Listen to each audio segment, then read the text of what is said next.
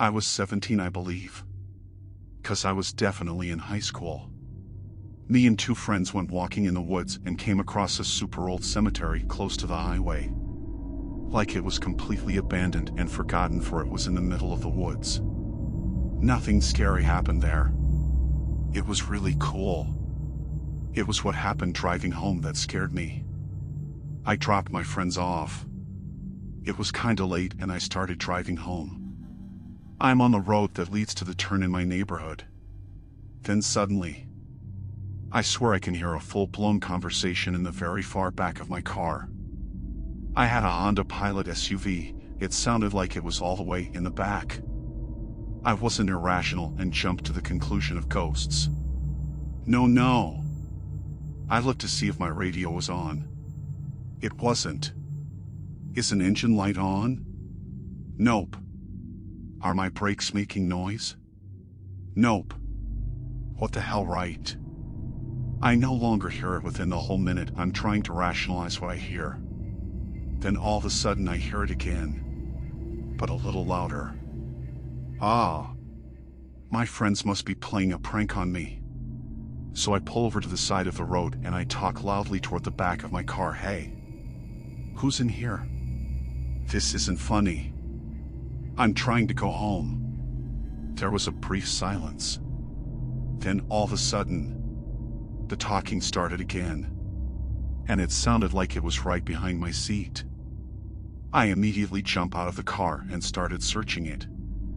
I opened all the doors, even the trunk, looking for who the hell or what the hell was in my car. Nothing. Absolutely nothing. I wasn't so scared more than I was just confused at the time. After probably 5 more minutes of searching the hell out of my car for any scrap of explanation, I just got back in my car and drove home. I've had a fair deal of weird stuff like that happen to me, so I didn't have a hard time sleeping that night or anything.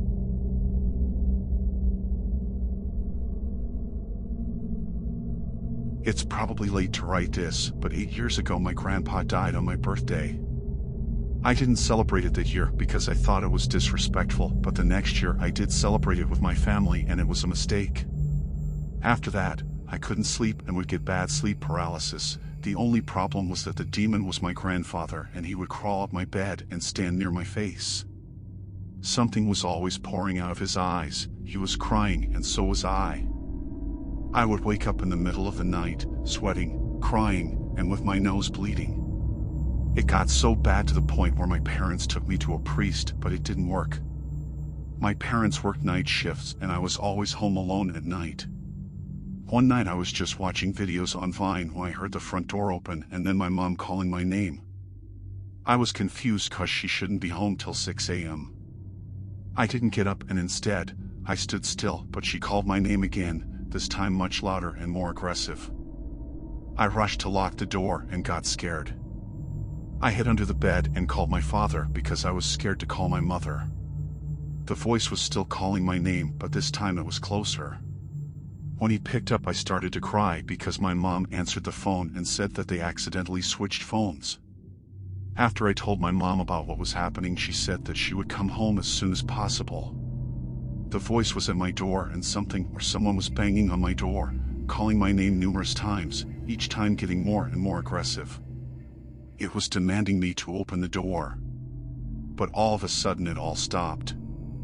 I was gasping for air and stood under the bed in fear, but then I heard my mom talking. "Honeycomb, come out and let me in." I still remember the phrase.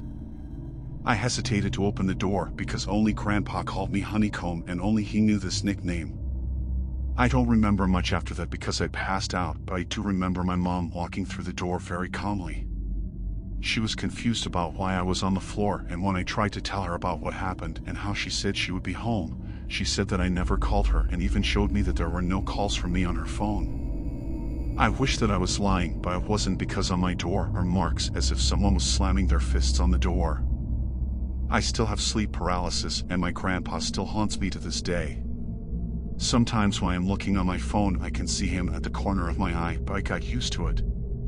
My parents stopped believing me after 3 times this happened. They thought that I wanted one of them to quit their job, but I didn't. Anyway, I hope that it's not too late to write this. Everything is true, unfortunately.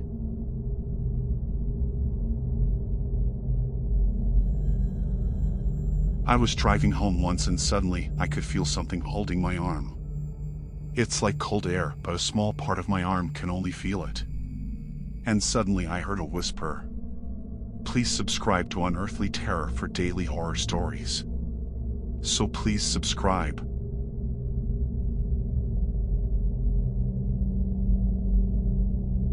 The story itself is a few months old now, but I copied and pasted the text, so it is still written as if it just happened several days ago. My grandmother is in a nursing home after suffering a stroke a few months ago. Mentally, she is all there. However, her one side is partially paralyzed, and she is in rehab in the nursing home. She's been weakened by the relative lack of activity, though. On Sunday, as we were getting ready to go visit her first thing in the morning as we always do, we got a call from the family of her old best friend. The friend had moved to Florida about 10 years ago, and they had gradually lost touch save for a Christmas card now and then. Well, the friend had just died very early that morning, and they were calling to inform us of her death. When we got to the nursing home, we signed in and noticed we were the first visitors of the day. We went to my grandmother's room and said hi. We also have a little visitor's book for people to sign in her room so we know who has visited her. Nobody had signed it since Saturday morning. As we walked into her room, she exclaimed, "Oh my, so many visitors this morning." We asked what she meant. She replied that she had gotten a visit from an old dear friend that morning. It was the friend from Florida who had just passed away. She had told my grandmother that she was going away for a while, not to worry, that she would be watching out for her and that they would see each other again. My grandmother also remarked on how healthy she looked. I've never had chills run down my spine like that before. Later I asked if anyone had been to my mother's room that morning, and the staff said no.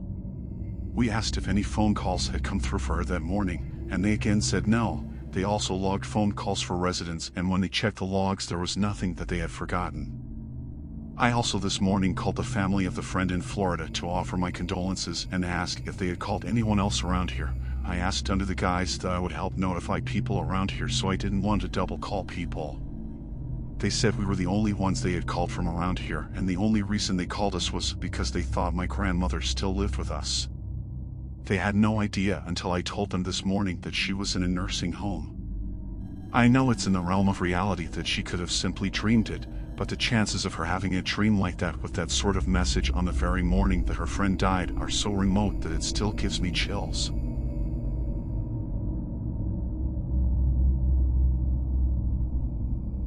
My brother once lived in a flat in downtown T. Clemens, MI. The Clem was known to be a hot spot for baths back in the Depression era and was booming with activity. Nowadays it has some rundown parts. This is where my brother rented his flat. It was a giant old raggedy house that was now separated into multiple odd apartments. Anyway, long story short, he always admitted to odd experiences, cupboard doors opening up, and things missing, but one peculiar oddity was that he was always missing boxers/underwear from his drawer.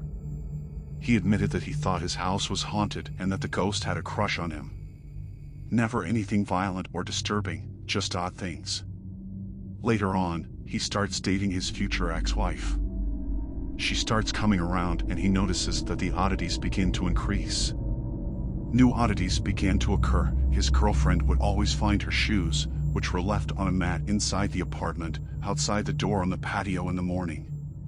She'd always comment to my brother to stop putting her shoes outside. He had an idea of why, but didn't want to frighten her. Besides, it wasn't hurting anyone, right?